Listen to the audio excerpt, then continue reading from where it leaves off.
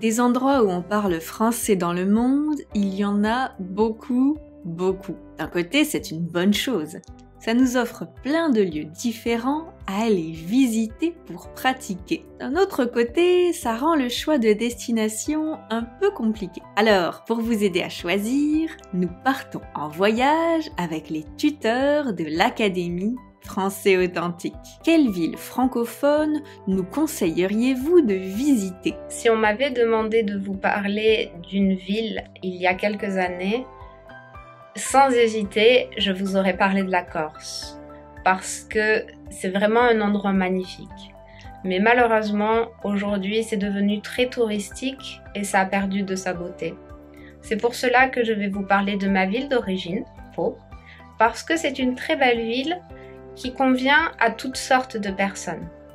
Si vous aimez la montagne, vous pouvez aller skier ou faire une très belle randonnée, puisque les Pyrénées sont à seulement 45 minutes de cette ville.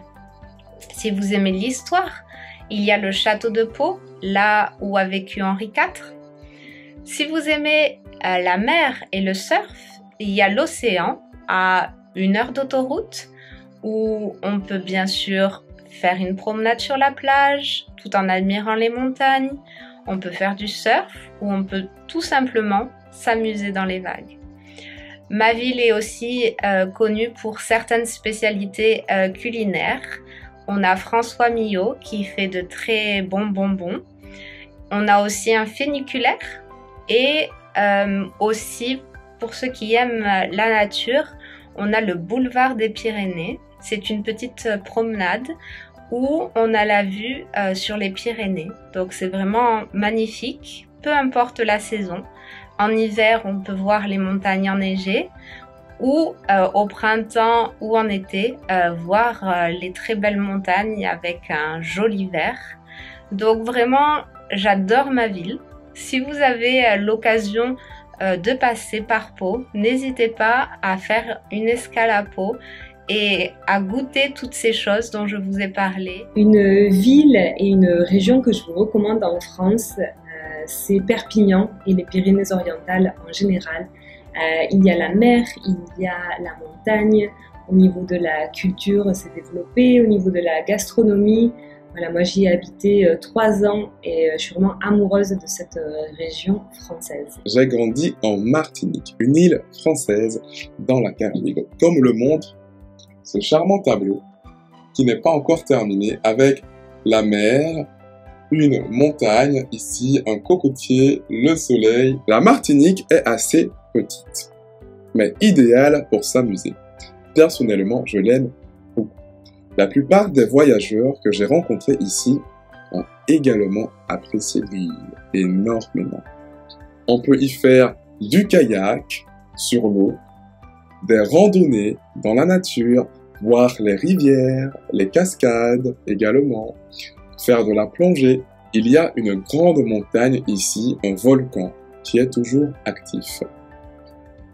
Un volcan qui culmine ou qui s'élève à 1400 mètres. Il y a aussi quelque chose dont je peux vous parler, certains d'entre vous ont déjà vu, c'est le plancton luminescent ou phosphorescent.